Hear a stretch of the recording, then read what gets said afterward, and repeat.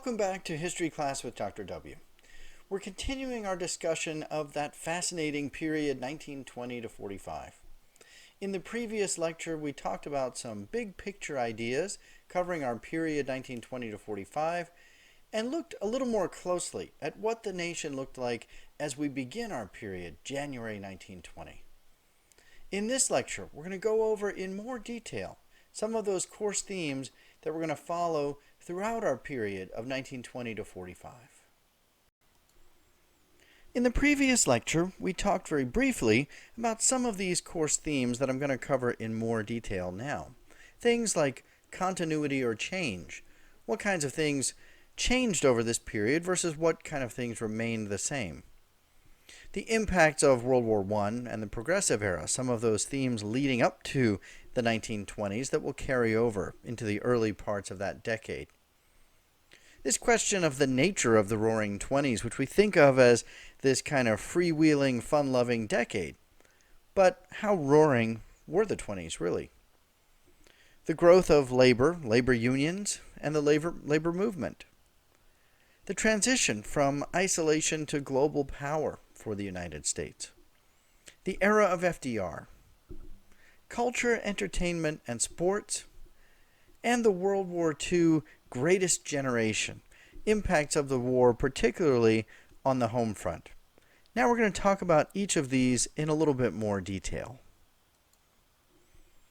Before we get into the themes themselves, I always find it helpful to at least address the question of why are we teaching a course on the period 1920 to 45?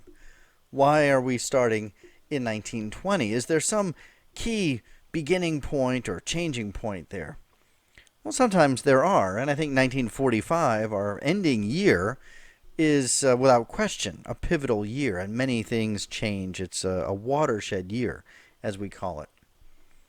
But honestly, 1920, I think, just makes a nice round number at the beginning of this period. It would be very difficult to start a course coming out straight in 1920.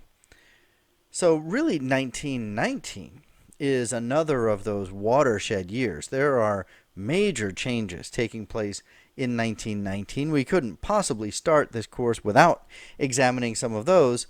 And really, we're going to go back to World War I as we begin our course, very briefly examining the war itself and picking things up as the war comes to an end late in 1918.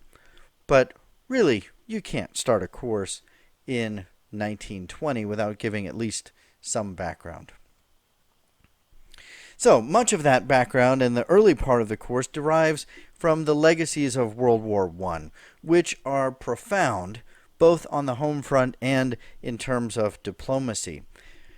We're going to talk a lot about American society in the aftermath of the war. In other words, the impact of the war on the home front. The war created an environment of xenophobia, that is, fear and hatred of immigrants and foreigners. That hatred didn't just vanish when the war ended, and in fact it found a convenient new target in communists. In 1919, the nation launched into the period we know as the Red Scare.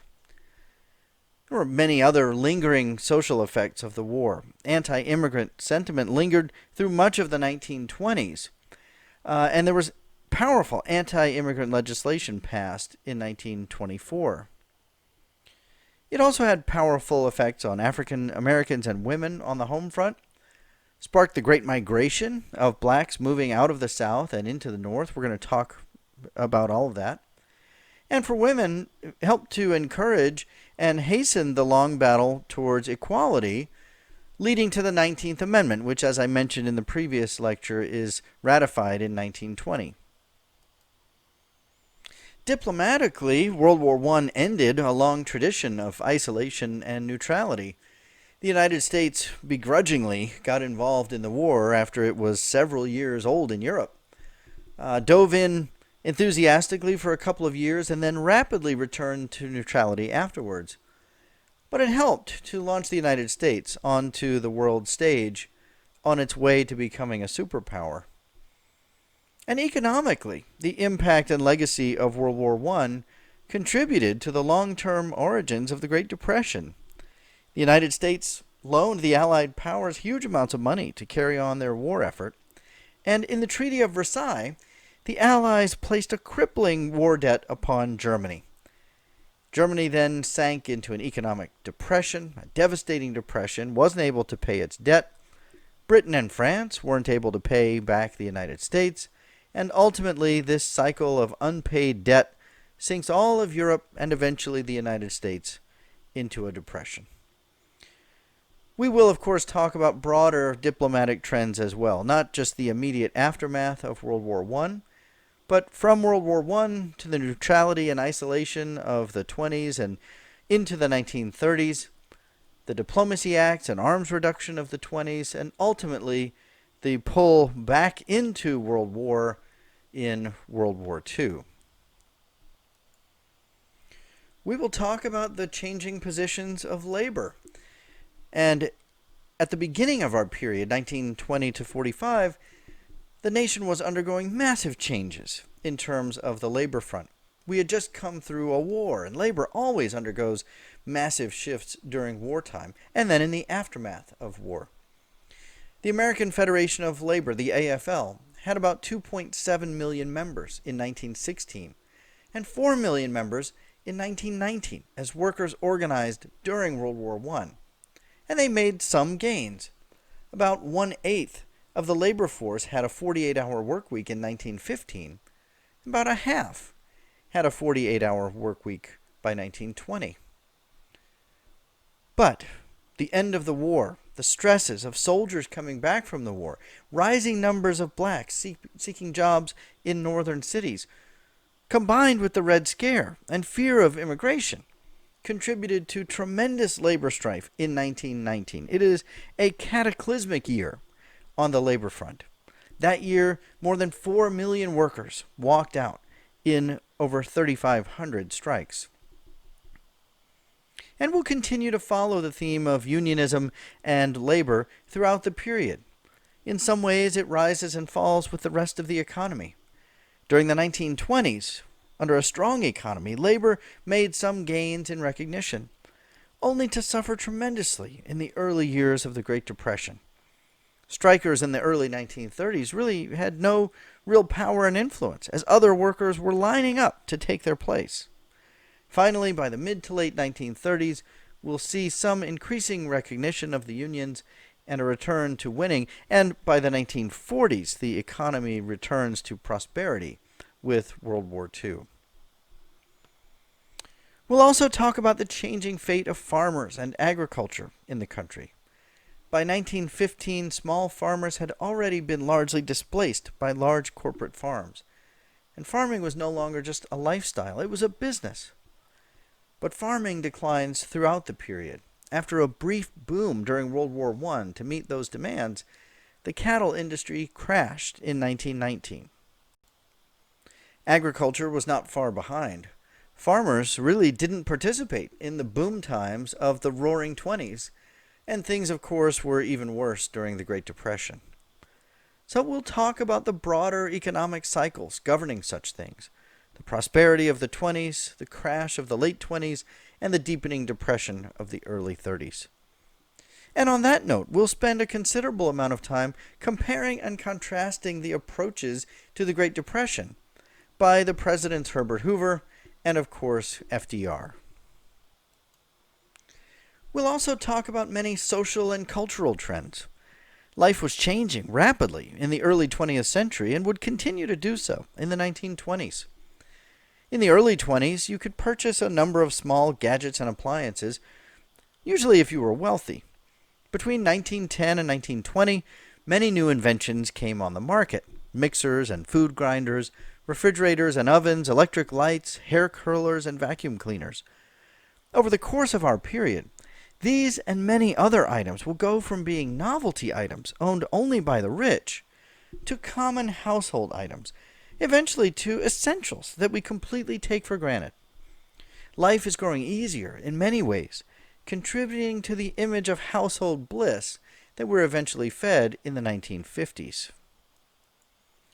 Related to these changes are other things as well. The growth of the automobile industry contributes to a culture of movement, the booming of the West, urban sprawl, and suburbanization. These developments will all be felt more in the 1950s, but begin in our period. In 1905, there were only about 8,000 cars in the whole country. By 1915, there were about 2.3 million, but by 1925, there were 17.5 million cars. So we'll certainly spend time talking about the automobile culture of the 1920s. Such things also contribute to the Great Migration of blacks to the north. They're more able to afford the trip. Cars also change the way we live and the way we think about life. It makes dating easier, carrying on relationships, traveling, sightseeing, shopping, entertainment. And eventually, the car and the entire culture around it become essential. We'll also talk about changes in conditions for both African Americans and women in the country. The advances of World War I contribute to a rise in confidence and militance among many blacks. These sow the intellectual seeds for the Harlem Renaissance, a flowering of black culture in the 1920s centered on Harlem in New York City. We'll discuss the hard times of the Great Depression and the horrors of lynching. And finally, we'll talk about blacks in World War II and the quest for equality, the beginnings of the civil rights movement that will take off after the war. For women, the period begins on a high note with the passage of the 19th Amendment, allowing women the right to vote. Due largely to women's role during World War I, in which they took on many new tasks and even contributed to the war effort. We will talk about growing social and intellectual expression for women in the 1920s. New opportunities, new jobs, new fashions, new thoughts. At the same time, we'll talk about some of the limitations of this movement. Women often don't vote or vote for whoever the men in their lives vote for. Similarly, we will explore World War II and expanded roles for women. At the end of World War II, women have made great gains, and yet their men have been away participating in the ultimate male activity of war. They return home expecting a return to traditional gender roles, which paves the way for the conservative home life of the 1950s in the aftermath of our period. And finally, we'll talk about sports and entertainment during this era. In 1919, the Chicago White Sox threw the World Series, the infamous Black Sox scandal, and baseball appeared to be sinking in popularity. That same year, Babe Ruth set the home run record, hitting 29 home runs. With his gargantuan home runs, Ruth launches us into the golden age of sports, including not only Babe Ruth in baseball, but Red Grange in football, Jack Dempsey in boxing, Bobby Jones in golf, Babe Didrikson Zaharias, and Jesse Owens in track and field at the Olympics, the amazing racehorse Seabiscuit, the baseball star Joe DiMaggio, and many others become our sporting heroes. And we'll talk about entertainment, which enjoyed a great boom during this period. From the music of the Jazz Age and the Harlem Renaissance, to the films of Charlie Chaplin, Shirley Temple, and the Marx Brothers, to Gone with the Wind, it truly is a golden age of entertainment. In our next lecture, the final introductory lecture of this course, we'll talk about the historiography of this period, some of the historians who have studied it, and the major themes and ideas that they have about studying this period in history.